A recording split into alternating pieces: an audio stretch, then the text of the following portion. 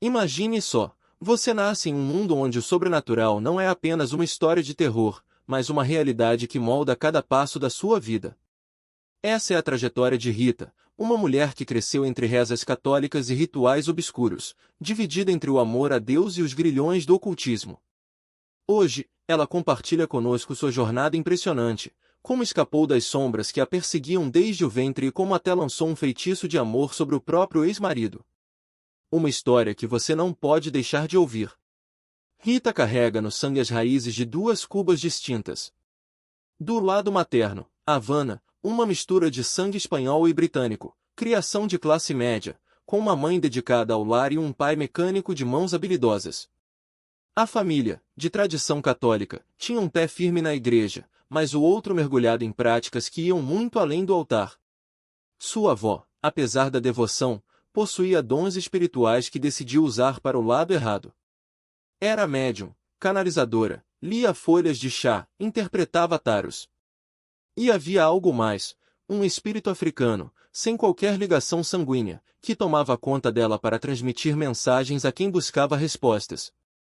Essa fusão de catolicismo, crenças africanas e espiritismo deu origem a algo que muitos cubanos reverenciam até hoje, algo tão natural quanto um almoço em família. Mas não se engane, por trás dessa aparente normalidade, há um universo onde o ocultismo e a perversão andam de mãos dadas. E Rita sabe disso melhor do que ninguém. Do lado paterno, Santiago de Cuba, um caldeirão de raças, africana, chinesa, francesa, espanhola. Seu pai, um mulato de origem humilde, também foi criado na fé católica, mas mergulhado em práticas que distorciam qualquer noção de moral. A infância dele foi marcada por traumas profundos. Durante o dia, parecia um garoto comum. À noite, porém, o pai o arrastava para um mundo de violência e exploração, envolvendo mulheres e abusos que deixaram cicatrizes eternas. Essa dualidade quebrou sua bússola moral antes mesmo que ele pudesse entender o que era certo ou errado. A mãe de Rita deixou Cuba nos anos 50, rumo a Nova York, com um sonho simples no coração, ser esposa, mãe e dona de casa. Era organizada, carinhosa, mas a vida nunca lhe deu essa chance. Quando chegou a vez de Rita nascer, ela já tinha 3 filhos, cada um de um pai diferente. E aqui começa um padrão que Rita não pode ignorar: o ocultismo e a perversão sempre estiveram entrelaçados na sua história. Seus pais se conheceram em uma fábrica em Nova Jersey. Ele, já casado, com família em outra cidade. A união deles foi um escândalo para ambas as famílias. Ela, a outra, a vergonha. Ele, o homem que nunca deixou a esposa. E assim, desde o ventre, Rita foi marcada por 2 espíritos que a acompanhariam por anos, o da rejeição e o do abandono. A relação dos pais era um verdadeiro caos. Moravam em apartamentos apertados, primeiro em Union City, depois em Jersey City. A mãe oscilava entre Nova Jersey e a Califórnia, onde vivia seu irmão mais velho, na esperança de que o pai de Rita finalmente deixasse a esposa. Mas ele nunca o fez. Em vez disso, despejava sobre ela uma violência que não poupava nem os filhos. 2 dos irmãos de Rita sofreram abusos de formas diferentes, e ambos acabaram envolvidos na santeria, juntos e separados. Iam até sacerdotisas, participavam de rituais. A mãe tinha uma amiga próxima, uma bruxa, com quem realizava práticas ocultas. A linhagem espiritual da família vinha de gerações, como uma maldição que se recusava a soltar. Rita sempre soube que havia algo errado, mesmo sem entender. Aos 3 anos, enquanto a mãe viajava com a amiga bruxa, ficou aos cuidados de um dos irmãos mais velhos. O pai chegou bêbado, com um olhar que ela jamais esqueceria. Não era apenas ele, havia algo mais, uma presença sombria que se manifestava em seu rosto. O medo a dominou, abrindo portas que nunca deveriam ter sido tocadas. Ela o seguiu até o quarto onde o irmão dormia. O que aconteceu ali deixou marcas profundas, não só nela, mas no irmão, que até hoje luta para superar o trauma. Rita reza por ele, com um amor que só quem já sofreu junto pode entender. Depois daquele dia, o inimigo se instalou em sua vida, mesmo que de forma sutil. O pai tentou compensar o horror com um presente, um coelhinho branco, de olhos vermelhos, que Rita batizou de Chuxi. Era lindo, inocente. Até que uma menina do prédio o esmagou na sua frente. Parece bobagem? Não para quem carrega o espírito da morte. E ele veio, silencioso, como um convidado indesejado. A mãe deu a ela uma boneca, um objeto que, na época, parecia apenas um brinquedo. Mas Rita logo descobriria que nada naquela casa era o que parecia. Cada gesto, cada presente, cada ritual escondia algo mais sombrio. E assim, entre bonecas, coelhos mortos e espíritos que a perseguiam, ela cresceu em um mundo onde o ocultismo não era uma escolha, mas uma herança. Até que um dia, percebeu que podia, e precisava, romper com tudo aquilo. Porque não importa quão fundo você esteja, não importa o que tenha feito ou o que tenham feito com você, Deus tem um plano. E Ele não desiste de ninguém. Nem mesmo de quem nasceu no meio das trevas. Perceber a diferença entre o que era luz e o que era escuridão. Aquela boneca de olhos vivos, queimada diante dos meus olhos sem explicação, não era apenas um objeto macabro, era um sinal. Um aviso de que algo maior, algo maligno, operava ao meu redor. E eu, ainda criança, já sabia disso. Minhas orações tremiam as paredes do quarto, como se o próprio a respondesse à minha voz. Mas eu aprenderá a engolir o medo, a guardar aqueles momentos em gavetas mentais, como se fossem apenas mais um detalhe da minha infância estranha. Até que, aos 5 anos, minha mãe finalmente rompeu o ciclo. Deixou meu pai, pegou minhas mãos e as de meus irmãos, e nos levou para longe, para a Califórnia, onde o sol queimava mais forte e as noites não cheiravam a sangue. Foi ali que comecei a respirar. Não era liberdade completa, não ainda, mas era um novo começo. Minha mãe trabalhava até tarde, 3 empregos para nos manter, enquanto eu e meus irmãos crescíamos entre músicas em inglês e espanhol, entre risos e a sombra de um passado que teimava em não nos soltar. Lembro-me de cantarolar versos de adoração sem nem entender direito o que diziam, mas sentindo, no peito, que havia algo maior do que nós. O Senhor, o teu Deus, está no meio de ti, poderoso para te salvar, Ele se deleitará em ti com alegria, renovar-te-á no seu amor, regozijar-se-á em ti com júbilo. Essas palavras me acalmavam, mesmo quando o mundo ao meu redor parecia prestes a desabar. Mas a escuridão não nos largou tão fácil. Minha mãe mantinha seu altar no armário, com santos que não eram santos, oferendas que não eram comida, e um cheiro adocicado de ervas queimadas que impregnava a casa. Seu irmão, nosso vizinho, tinha o mesmo. E ela continuava frequentando aqueles rituais, onde homens e mulheres se vestiam de branco e vermelho, onde tambores ecoavam como batidas de um coração doente, onde animais eram sacrificados e o sangue se transformava em colares de proteção. Eu via tudo. Via minha mãe fumando seus charutos rituais, via seu rosto se contorcer, via seus olhos revirando enquanto uma voz que não era dela saía de sua boca. E, mesmo assim, eu ia embora. Colocava meus fones de ouvido, ligava meu Walkman e deixava o som dos anos 80 abafar os gritos, os cânticos, o cheiro de enxofre. Aos 9 anos, quase morri. Uma apendicite aguda, prestes a romper, me levou às pressas para o hospital, um milagre, porque minha tia, que cuidava de mim enquanto minha mãe trabalhava, percebeu a tempo. Foi mais uma prova de que, mesmo no meio do caos, Deus não me abandonava. Mas a dualidade já estava cravada em mim. De um lado, a música, a adoração, a sensação de que algo sagrado me puxava para cima. Do outro, a sombra da santeria, os olhares vazios dos santos, a possessão que fazia minha mãe se debater contra paredes como se fosse outra pessoa. Eu vivia entre esses dois mundos, como se minha alma estivesse partida ao meio. E foi assim que entrei na adolescência, com um pé na luz e outro nas trevas, tentando desesperadamente não ser engolida por nenhuma das duas. Mas o medo não desaparece só porque você cresce. Ele se transforma, se esconde, espera o momento certo para voltar. E ele voltou. Aprendi a decifrar as pessoas, a ler entre as linhas do que diziam e do que escondiam. A mentira se tornou minha segunda pele, tão natural quanto respirar. E, junto dela, algo mais sombrio me acompanhava desde a infância, o espírito da luxúria, que se enroscava em mim como uma serpente, sussurrando coisas que eu não deveria entender. Eu ainda tinha a inocência de uma criança, mas carregava dentro de mim essa outra face, essa fome que não era minha. Não fui exposta a certas coisas como outras crianças são, pelo menos, não que eu me lembre. Se algo aconteceu, foi apagado da minha memória.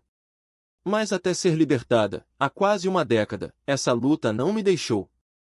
O Senhor me encontrou mesmo assim, mesmo quando eu estava perdida entre os altares da santeria e os bancos de uma igreja batista no bairro onde cresci, na Califórnia. Minha mãe, apesar de tudo, acreditava em Deus e em algo mais. Ela não se opôs quando a igreja se ofereceu para me levar aos domingos. E foi lá, entre hinos e lições, que algo em mim se acendeu. Lembro-me de um cartaz, daqueles que os professores usam para ensinar, com um desenho de Jesus batendo a porta do coração. As palavras diziam: Ele está batendo. Basta abrir. Aquilo me atingiu como um raio. Eu já sabia que Deus existia, já rezava para Ele, já o amava. Mas não sabia como Ele me via. E essa dúvida me consumia. Enquanto isso, minha mãe ainda se debatia entre os rituais e as promessas de cura. Quando eu tinha uns 9 anos, um homem chegou à nossa casa, um desses que diziam expulsar demônios. Minha mãe já havia sido alertada antes, carregava o espírito de uma bruxa. Eu nunca tinha visto nada nela, até aquela noite. Ele pregou uma agulha na porta do nosso quarto, um gesto que deveria afastar o mal. Mas o mal já estava lá. Naquela mesma noite, ou talvez na seguinte, acordei com um frio que gelava os ossos. A porta do quarto estava aberta, como sempre deixávamos. À direita, o corredor levava ao banheiro e, depois, aos quartos dos meus irmãos. Foi ali, no meio do escuro, que eu a vi. Uma bruxa. Não era uma ilusão, não era um pesadelo. Ela flutuava, os olhos ardendo em chamas verdes, o rosto marcado por queimaduras, a pele descascando como se tivesse sido arrastada pelo fogo. Vestia trapos escuros, e o ódio que emanava dela era tão denso que eu podia sentir seu peso no ar. Nunca havia sentido tanto desprezo em toda a minha vida. Era como se o próprio inferno tivesse se materializado para me lembrar de que eu não estava segura. Depois disso, as coisas pioraram. Não estou aqui para glorificar o inimigo, mas para contar a verdade, porque só assim a luz pode vencer. E a verdade é que, a partir dali, os ataques se tornaram mais frequentes. A paralisia do sono começou a me visitar na pré-adolescência, quando os hormônios já fervilhavam e aquele espírito de luxúria se agarrava a mim com ainda mais força. Meu primeiro encontro íntimo não foi com um homem. Foi com um demônio. As pessoas dizem que foi um sonho, que eu inventei, que exagerei. Mas quem já viu o sobrenatural sabe, ele é mais real do que qualquer coisa que tocamos. Eu tinha uns 12 anos quando aconteceu. Não era mais uma criança, mas também não era uma mulher. E ele veio. Um homem de cabelos vermelhos, como fogo, com olhos que não eram olhos, eram buracos para o abismo. Irlandês, talvez, ou britânico, não sei. Mas sei que era o mesmo espírito que nos seguia, o mesmo que já havia marcado minha família. Eu estava paralisada, acordada, mas incapaz de me mover. Via minha mãe e meu irmão dormindo ao meu lado, mas não podia gritar. E então, ele me tocou. Foi real. Foi violento. Foi como se o próprio inferno tivesse me reivindicado. Depois disso, a luxúria se tornou uma prisão. Meus hormônios já estavam à flor da pele, e aquele encontro deixou marcas que eu não conseguia apagar. Eu era jovem, ativa, adorava andar de bicicleta, patinar, me movimentar. Mas por dentro, algo estava quebrado. Tive 2 namorados antes do meu primeiro marido. Ambos abusivos. Um me destruía com palavras, o outro com socos. E entre eles, os ataques continuavam. A paralisia do sono não me deixava.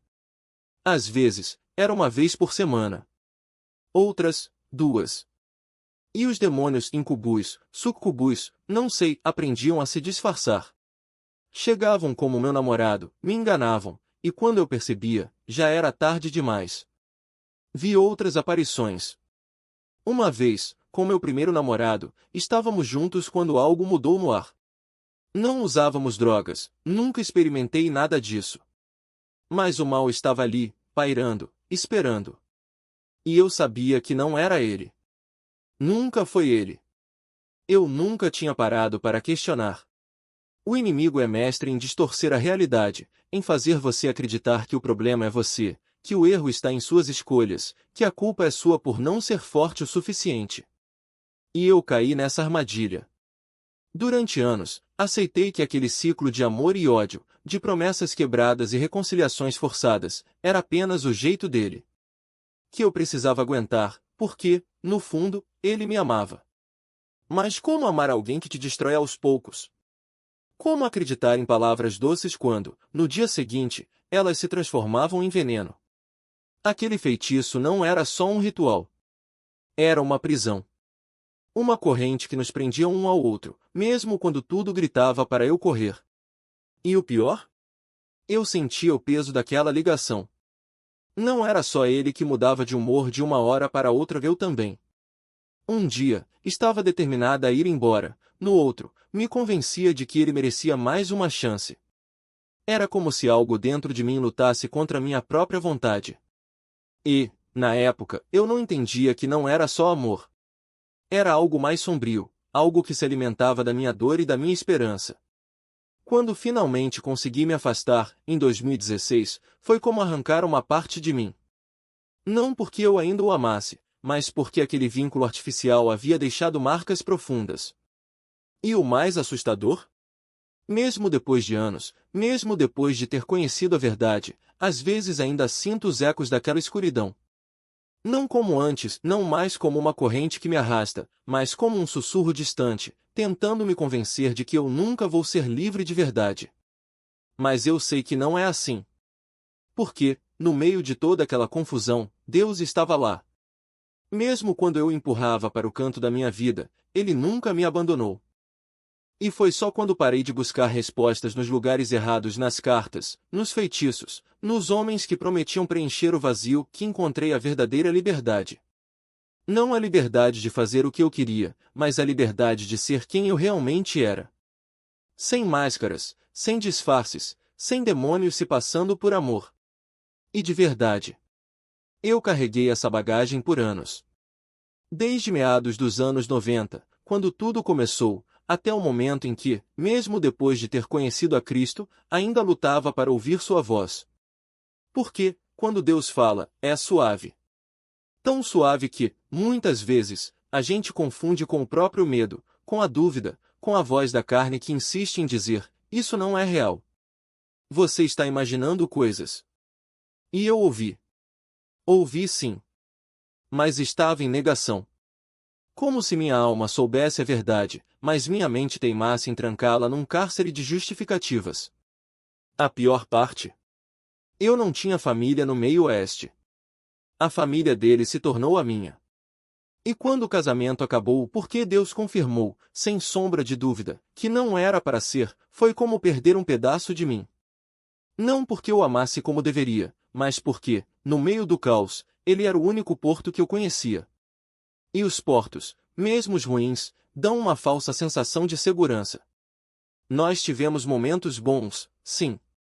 Mas eram como faíscas em meio a uma tempestade breves, intensos, e logo engolidos pela escuridão. Uma montanha-russa de emoções que me deixou com cicatrizes profundas. E mesmo assim, eu ainda corria para médiuns, para cartomantes, para qualquer um que prometesse uma saída mágica. Até que, em 2003, algo mudou. Eu me rendi, ou quase. Era uma cristã novinha, frágil, mais sedenta. E foi aí que a confusão se intensificou, nos divorciamos, nos casamos de novo, e em 2016, tudo desmoronou outra vez.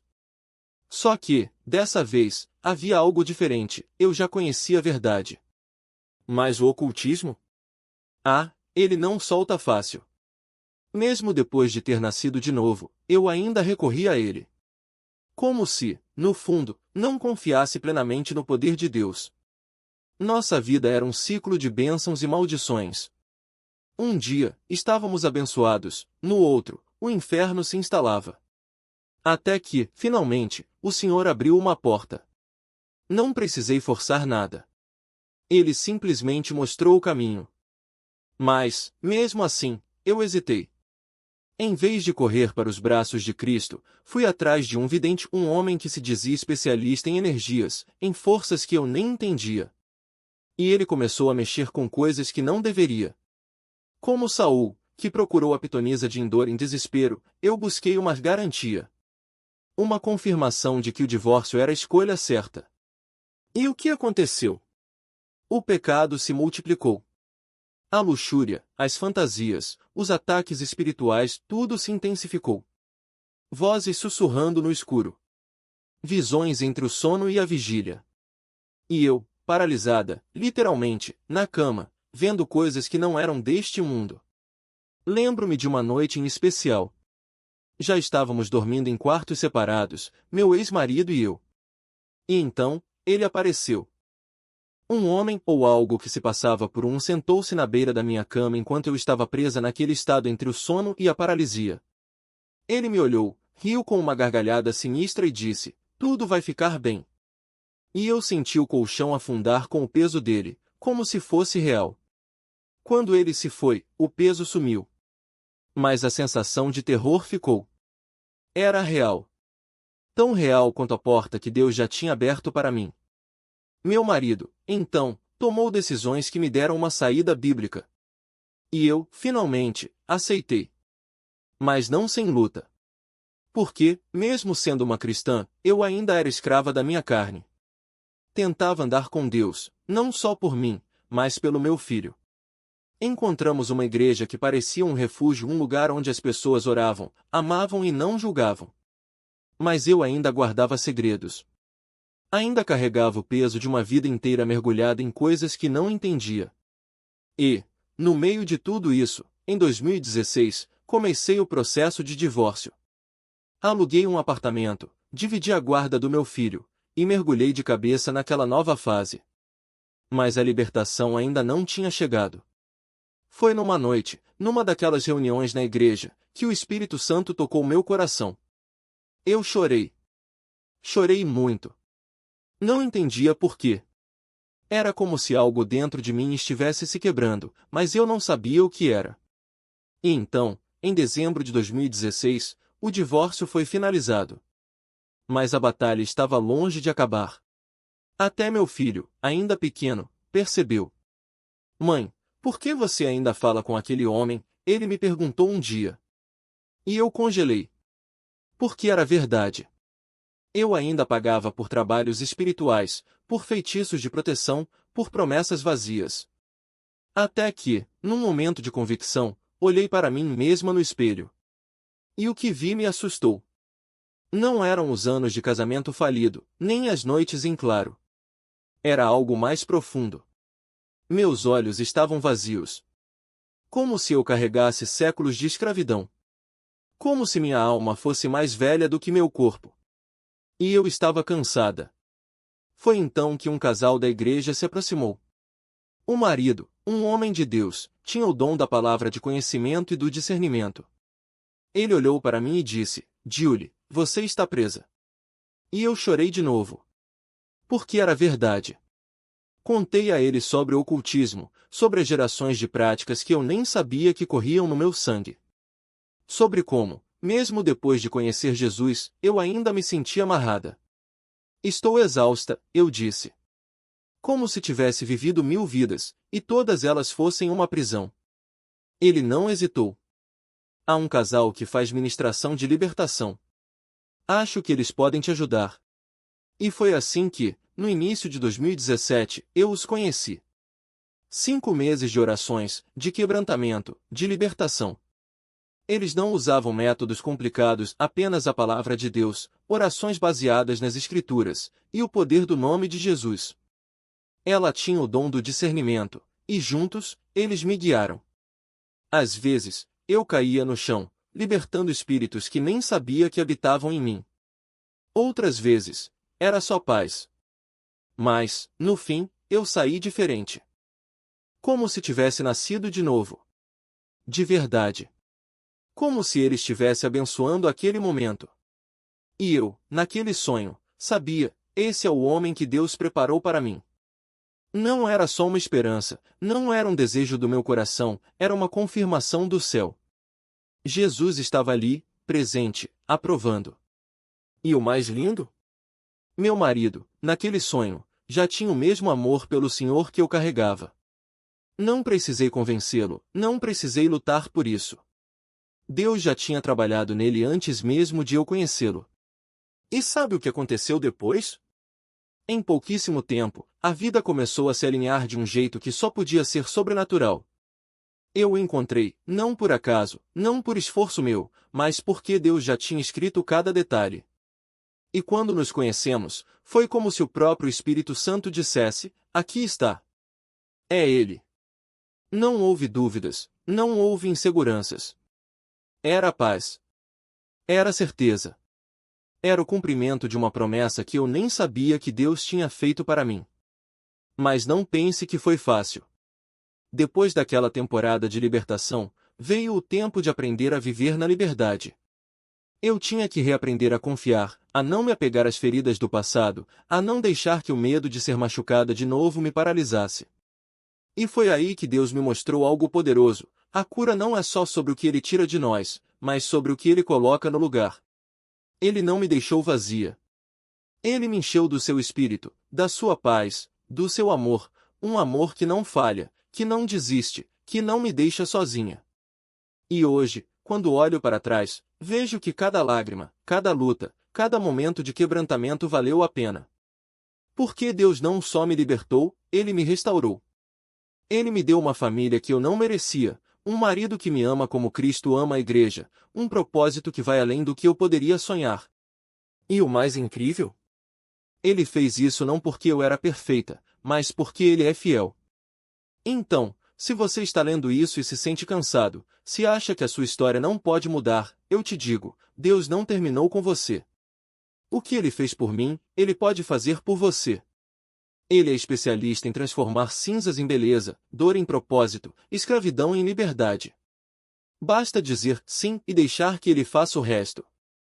Porque no fim, a maior prova do amor de Deus não é a ausência de lutas, mas a presença dele em cada uma delas. E isso faz toda a diferença. E foi assim que o Senhor me mostrou: Ele não apenas me resgatou, mas escolheu para mim um homem que seria instrumento da sua graça. Quando nos encontramos em 2018, tudo aconteceu rápido, como quem sabe que o tempo é precioso e não pode ser desperdiçado. Casamos no civil primeiro, e depois, um ano mais tarde, tivemos a bênção de celebrar nosso amor diante de Deus, na praia da Califórnia, onde minha família nasceu. Meu irmão, aquele que sempre esteve ao meu lado mesmo nos momentos mais sombrios, foi quem nos uniu em matrimônio. E ali, com as ondas batendo aos nossos pés e o céu como testemunha, senti o peso da fidelidade de Deus. Não era apenas um casamento, era a confirmação de que Ele cumpre suas promessas, mesmo quando nós mesmos duvidamos. Mas não pense que tudo foi fácil. A libertação veio, sim, mas a cura é um processo.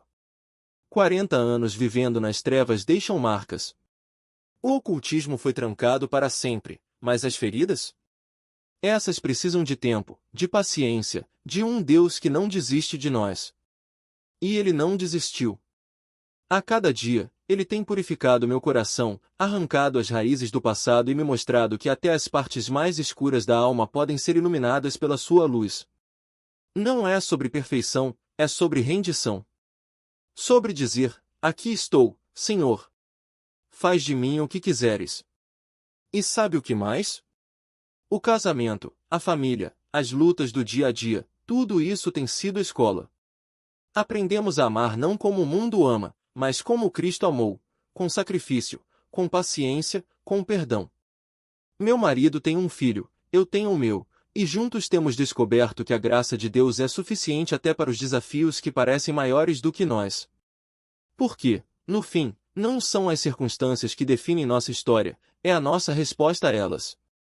E a minha resposta tem sido: Senhor, eu me entrego. Custe o que custar.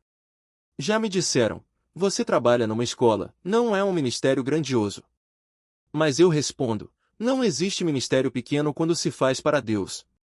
Não existe vida desperdiçada quando se vive para Ele. Lembra do que diz a palavra? Não amaremos a nossa vida até a morte. Porque a vida verdadeira não é esta aqui, é a que está escondida em Cristo. E se hoje você está lutando, se sente que não dá mais, eu te digo, Deus não terminou com você. Ele está te chamando para algo maior. Nos últimos 7 anos, tenho crescido de uma forma que nem consigo explicar. É como se o Senhor tivesse me levado de um lugar de sombra para um de luz, de um de medo para um de ousadia. Minha melhor amiga e eu temos estudado um programa de 12 passos com base cristã, e agora estamos prontas para levar essa mensagem não só para quem está atrás das grades, mas para qualquer um que esteja quebrado, os sem-teto, os viciados, as mulheres abusadas, os presos em feitiçarias, os que perderam a esperança. Porque Deus me deu um coração para a justiça, para os esquecidos, para aqueles que o mundo virou as costas. E se você está lendo isso e se sente assim, esquecido, quebrado, sem saída, saiba, Deus não te esqueceu. Ele está estendendo a mão para você agora. Quero deixar 2 orações, uma para quem já conhece o Senhor e outra para quem ainda está buscando.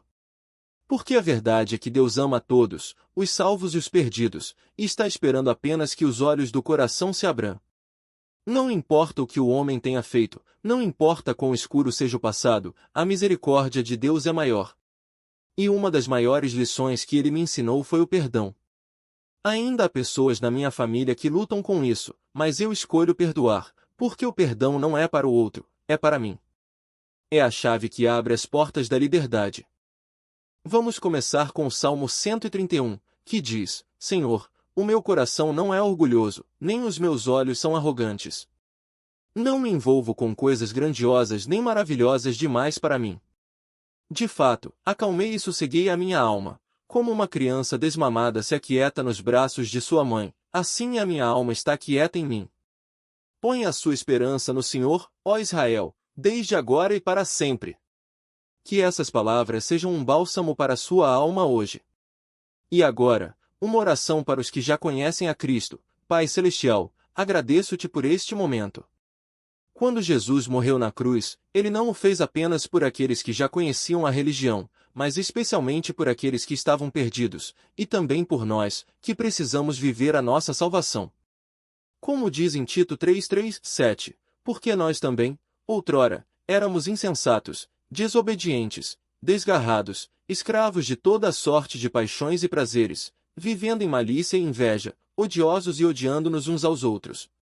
Mas quando se manifestou a bondade de Deus, nosso Salvador, e o seu amor para com os homens, não por obras de justiça praticadas por nós, mas segundo a sua misericórdia, ele nos salvou mediante o lavar regenerador e renovador do Espírito Santo, que ele derramou sobre nós ricamente, por meio de Jesus Cristo, nosso Salvador, a fim de que, justificados por sua graça, nos tornemos seus herdeiros, segundo a esperança da vida eterna.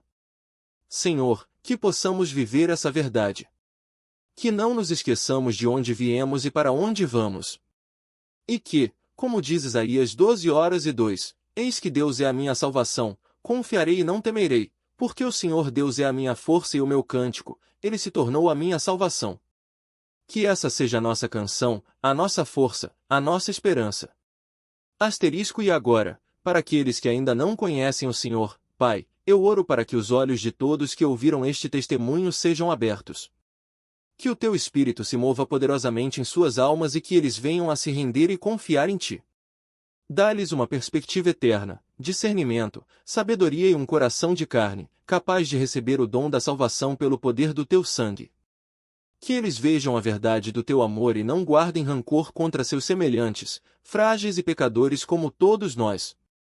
E mesmo que alguns tenham sucumbido ao pecado por causa do livre-arbítrio, que eles encontrem o caminho do arrependimento e sejam lavados no sangue do Cordeiro, selados para sempre na tua presença.